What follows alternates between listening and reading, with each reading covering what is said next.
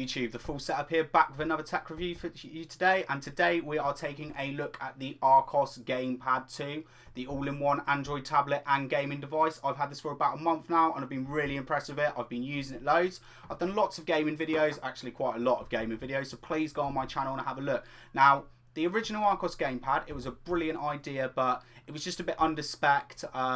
They did really well. The game mapping tool on it was really good, and they've brought that back with it, and I've done a separate video on that, and I'll talk about that later. There was just a few things that needed improving. They haven't given up. They haven't decided to discontinue the range. They've come back. They've made it a lot better. Just a general build quality and up the specs in it. Now, it's got a 7-inch 1280 by 800 IPS display. And this display looks really good. It's not a 1080, but it just runs really well in tablet and in gaming mode. And movies look really nice. I watched some of the including footage on it, and that just looked absolutely beautiful. It runs Android 4.2 Jelly Bean, so it's not the latest version. It would be nice to see KitKat, but it's still a pretty up-to-date version. No news when there will be a new one though, but it'd be nice to hear about that. And as for the processor, they've really upped it here now. There's a quad-core 1.6 A9 processor with a Mali 400 graphics, so it runs games really nice. You know, extra ones I installed like Dead Trigger 2 just look absolutely gorgeous, and the included games as well, Asphalt 8 and Modern Warfare, not Modern Warfare, Modern Combat 4 ran really nice on it as well and looked absolutely beautiful. Now there's 8GB or 16GB storage, and either way I would say that you need to buy a memory card. If you're using this for gaming, you're going to need a memory card. They sent me out the 8GB version, and with the 2 included games there was just over a gig of storage. Even 16's not going to give you that much. You know, things like Real Racing and you know, Nova 3 that are coming in at 2-3 gigs, and games are just going to get bigger and bigger. So I would recommend investing in probably like a 32GB class 10, something from SanDisk. You can pick them up for under 20 quid, and with all that power as well, with all the processing power and the nice little bit of storage, it's also 2GB of RAM, so you can have like loads of apps and games and everything open, and this thing just runs really quick. I've been absolutely thoroughly impressed with it, and I'm just going to take you in for a closer look, and then at the end of the video I'll tell you all my final thoughts. Okay, so I just thought I'd bring you in for a closer look at the Archos Gamepad 2 and show you around it. Now, I am afraid this might get a little lengthy because I'm going to have to show you a tablet, and I'm also going to have to show you a gaming device. So let's start with the gaming, because that's what you want to know about. So as you can see, we've got all these lovely buttons on here that we can use. We've got top triggers. We've got A, B, X and Y buttons. You've got a D-pad. You've got these sticks. These sticks are absolutely lovely. Like, they run really nice on like Modern Combat 4. It runs really smooth, and on Nova 3 as well. It runs really nice. Underneath you've got start and select buttons.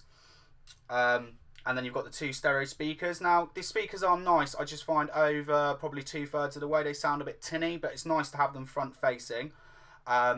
And just for gaming, it is absolutely brilliant. You get Modern Combat 4 and Asphalt 8 included. Like I said, it does eat up a lot of your storage, but Asphalt 8 you can uninstall because that's free from the game store now. And it just runs really nice. There's lots of other gaming stuff on here as well. There's Game Zone, which is just loads of games that are pretty much all pre-up and ready to go with the Archos Gamepad, because I think there's about 300 games mapped out for it. And the rest you can map by holding this button here. And you can drag like buttons, sticks and targets and put everything where you want. Here's a link actually to 300 the game, because I set that up. I didn't want to show it in this video because it just make it a bit too lengthy, but please, if you want to know more about this, about the control mapper, it works really well. Go have a look at that video. So there should be a link here, and I'll put one in the description anyway if it's not worked in the video, because I might be an idiot. Okay, but then again, you've got lots of different games here and you can play. There's also lots of different emulations and stuff. So you can get like PlayStation emulators, NES emulators as well. I was playing Mario on it for a bit. Had the N64 emulator set up as well, and I was playing GoldenEye with the controls on it. It was like being a kid again. I absolutely loved it. So as for gaming, it runs really nice, and I think you'll really enjoy it. And please go and take a look at my gaming videos. Okay, so I'm going to show you around the rest of the tablet. Now up the top here, there is a 0.2 megapixel camera.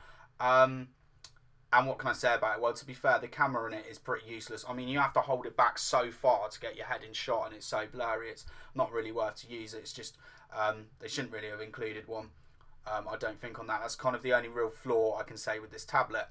Now, up on the top here, you have your power, your plus and minus volume buttons. There's a mini HDMI, so you can hook it up to the screen, but there's also, you can hook this up to a wireless display as well, so you don't have to have it plugged in. There's a 3.5mm headphone jack, and then there's the micro USB. Now this does come included with a micro USB cable plus a plug-in charger, so that was quite nice.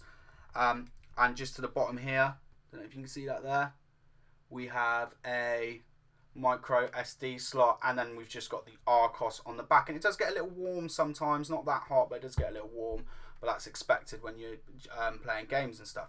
So let's take you around the tablet. Like I said, we have Asphalt 8 and Model Combat 4 installed already, and they've already got some other apps. Now this is Jelly Bean, as I said earlier, and it's pretty much stock Android. It's got some of their own apps, but it runs really smooth, and with the 2 gig of RAM as well.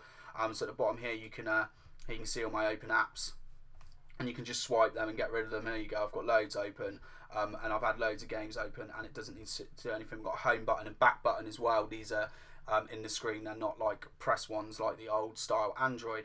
And you've got kind of 5 screens that you can swipe across as all your home screens, and here you can put all your apps, or you can put in widgets and stuff as well. And widgets is one thing that I really like about Android, and different apps come with lots of different widgets as well, so you can have them for like the Archos Music app, you know, so you've got quick options then, so you can just play the music and do all that kind of stuff. Now if you swipe down on this side, here you can see you get all the notifications come up. So that's everything that's linked to your emails, app updates, loads of stuff. And if you swipe down this way, you can have all like your quick settings. So you can adjust the brightness to get onto your Wi-Fi. There's the auto rotate options, and then there's the options to go to the wireless display and the built-in Bluetooth. My only issue with the brightness is that there's no auto brightness. You do have to set it to where you want it. So that's kind of late at night. Sometimes you might feel you get a bit of an eye strain, but that's just a bit of nitpicking. So let's go into the main apps. As you can see, it's pretty stock, so anyone that's used to Android, you would have seen most of this. Some of the extras include Jamundo, and that's basically a bit like TuneIn Radio. You can run loads of different music services, and they've got like an absolute ton of radio stations that you can use as well. So you can just go through kind of any style that you want. You can find music to it, and I've been using that kind of late at night, hooked up to my Bluetooth speakers. That's been really nice app to use. What else have they got in here as well? So you've got the options to go through to your camera app, all the standard Chrome browser installed. There's also Archos Remote. You can install this app on any Android device, and then you can control this, which is really nice when you've got it hooked up to the telly. So if you're playing like media and music and stuff, you can kind of run all those options. What else have they got? They've also got the movie studio to edit movies and stuff that you record, although I won't think you'll be using that much. And then just more gaming stuff, so you've got like top games and stuff. That goes through to the Chrome browser.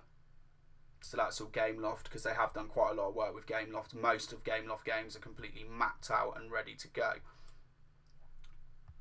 Is there anything much else we can show you? Archos Music as well. I really like Archos Music on it. It's a really nice laid out. As you can see, it's just a really nice laid out music player. I haven't found many that actually look as this good on Android. So there's just a quick overview, just showing you a good look of the Archos Gamepad 2, and I think you'll really like it. So I'll just tell you my final thoughts on it. So the Archos Gamepad 2 is an absolutely fantastic tablet, and it's an absolutely fantastic Android gaming device, and they've really upped the specs on this version. Now on the next version I would like to see a few improvements. I'd just like to see a better camera, and just that added auto brightness feature would really help. Now it's only really got one competitor on the market, and that is the PS Vita, and I think you've got 2 options really. If you're a hardcore gamer and you love the PlayStation titles and you want the Android apps, then yeah, get the PS Vita. But if you want something that's got a better screen, a bigger screen as well, and it's not uncomfortable to use in your hand, and it's also a fantastic Android tablet, like if you absolutely love the Android OS, and you also love gaming all the time and you just want the blend of both, I would hands down pick the Archos 2 over the PS Vita any day. Thanks for watching.